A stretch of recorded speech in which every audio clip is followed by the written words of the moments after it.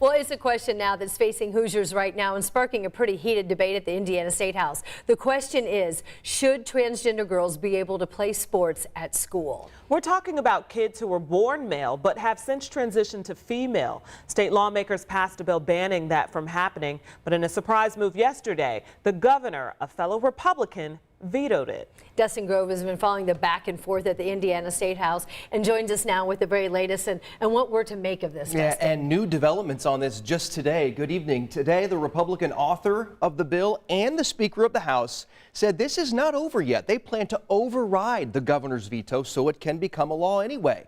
And they can do that because they hold the majority in the legislature. Passionate opinions here on both sides of this issue. Meanwhile, families watching on the sidelines, they say it's personal.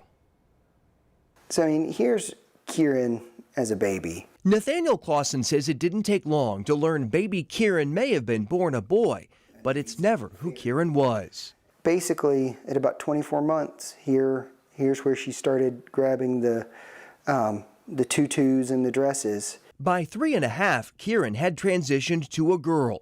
Today, she's 9 years old, a third grader, and an athlete. That's why the Clausens are celebrating Governor Holcomb's decision to veto a bill that would have banned Kieran and other transgender girls from playing on girls' sports teams at school. There were happy tears shed, there was dancing, and when I told Kieran, she squealed with glee. Even though he knows it likely won't last. Supporters of the ban argue it's all about protecting the integrity of female sports and playing fair. So far, at least 10 other states have passed similar bans. Female athletes deserve fair competition and an even playing field. But it is unfair to expect girls to cede their hard-won rights to make room for male students suffering from gender identity issues. There are people watching this right now who will say people who were born a boy and are living life as a girl are biologically different, so it places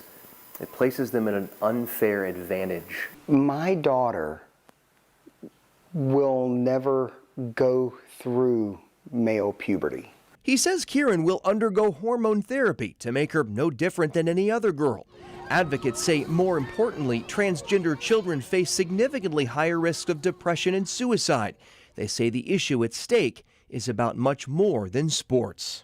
My kid's mental health is more important than your kid's trophy. House Speaker Todd Huston and the bill's sponsor issued a joint statement on behalf of the GOP today saying they have every intention of overriding the governor's veto. In part, they said despite being equal, biological males and biological females both possess different genetic strengths and weaknesses. Because of these differences, biological girls should compete with girls and biological boys should compete with boys.